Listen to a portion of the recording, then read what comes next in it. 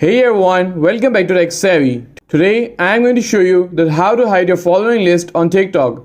Whether you want a bit more privacy or just prefer to keep your followings to yourself, I have got you covered. Let's get started. First, open up the TikTok app on your phone. And now tap on the three lines at the top right corner to open the settings menu. And now tap on Settings and Privacy. In the settings menu, tap on Privacy. Okay, so now you have to scroll down and find the option that says Following List and tap on it. Here you will see two options, Everyone and Only You. To hide your following list from everyone else, select Only You.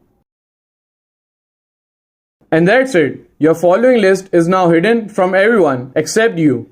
If you found this video helpful, please give it a thumbs up and don't forget to subscribe to Tech Savvy for more helpful content.